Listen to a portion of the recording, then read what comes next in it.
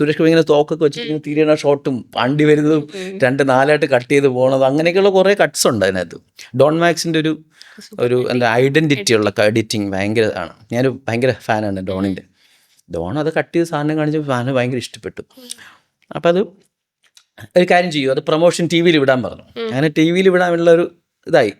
അപ്പോൾ ഞാൻ ആദ്യമായിട്ട് എൻ്റെ മ്യൂസിക് ടി വി വരെയല്ലേ, ഭയങ്കര സന്തോഷം. അന്ന് ഇന്നത്തെ പോലെ അല്ല, യൂട്യൂബ് ഇല്ല, വാട്സാപ്പ് ഇല്ല, ഫേസ്ബുക്ക് ഇല്ല, ഒന്നുമില്ല. അന്നുണ്ട്, എന്താ ഉള്ളത്, ഓർക്കിട്ടുണ്ട്. അപ്പം ആ സമയത്ത് അത് പെട്ടെന്ന് സാർ അത് ഡിസൈഡ് ചെയ്തു, ഇതിൻ്റെ ഒരു ശകലം ഒരു പീസ് ഓഫ് മ്യൂസിക് നമുക്ക് സിനിമയിൽ യൂസ് ചെയ്യാം. അപ്പോൾ സിനിമയിൽ യൂസ് ചെയ്താൽ ഒബ്വിയസ്ലി ഞാൻ മ്യൂസിക് ഡയറക്ടർ ആവില്ല. എന്നാൽ അതിൽ music director background score Rajamani ഉണ്ട് ആ സമയത്ത്. എൻ്റെ ഒരു സോങ് അതിനകത്ത് ചെയ്യാൻ പോകുന്നു. അപ്പം ചുളിവിന് ഞാൻ മ്യൂസിക് അപ്പോൾ ആ പാട്ട് അതിൽ പ്ലേസ് ചെയ്യായിരുന്നു. അങ്ങനെ ഈ എഡിറ്റ് കണ്ട് ഇഷ്ടപ്പെട്ടു. അപ്പോൾ അതിലൊരു സ്പിരിറ്റ് ഉണ്ട് ആ പാട്ടിനകത്തെ.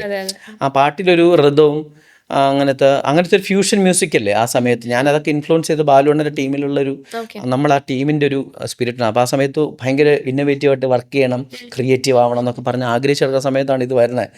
റൺ കമ എന്നൊക്കെ പറഞ്ഞിട്ടുള്ള റാപ്പും അങ്ങനെ കുറേ സാധനമൊക്കെ വെച്ചിട്ട് ചെയ്തതാണ്. അത് ഇഷ്ടപ്പെട്ടിട്ടാണ് സെക്കൻഡ് സോങ് മാധവ മഹാദേവ ചിന്താമണി കൊലക്കേസ് ഭയങ്കര ഹിറ്റായിരുന്നു.